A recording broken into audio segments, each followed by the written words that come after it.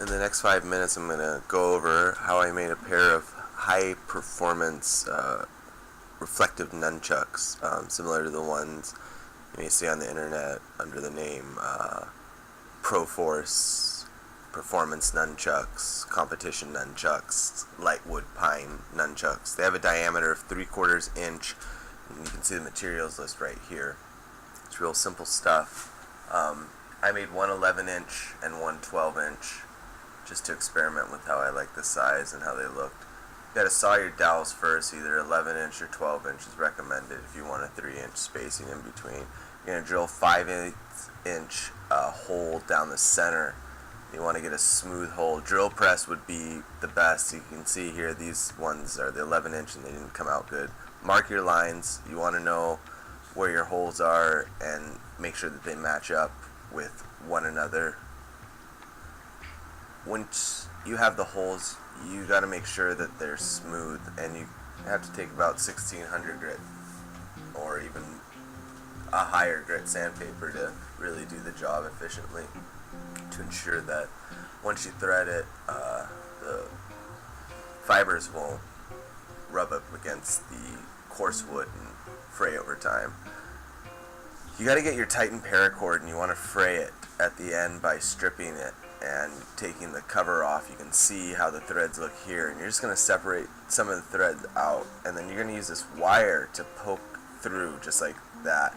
Once you get it through, you can tie it in a knot and kind of brace it. You want about 3-inch in between. I used a lighter to kind of seal it up.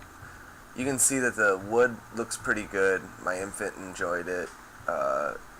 She's never been able to hold up a pair of nunchucks like that before, so it was pretty cool. I enjoyed watching her, so I stuck this in.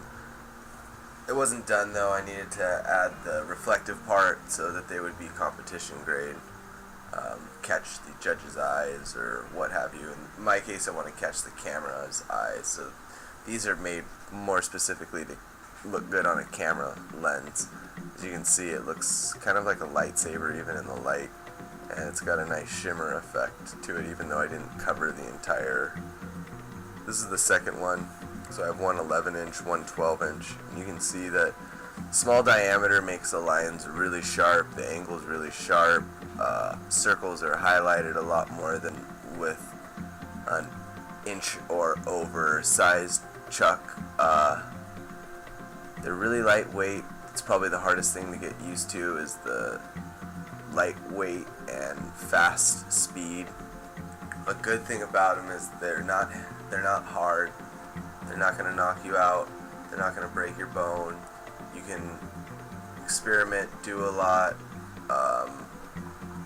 get a lot of nice angles going while still maintaining confidence and speed, and being assured that you're not going to really punish yourself, which is sometimes good after doing a lot of heavy-duty weapons training. These are really nice, inexpensive to make, simple to make. The paracord cost me $14. I always like to have cordage on hand. I just started buying that. It's $6.50 paracord, really nice. The dowels were left over from an earlier project, the bookshelf behind you, and the whole project cost me $5 for the tape, so I was really quite happy with the results.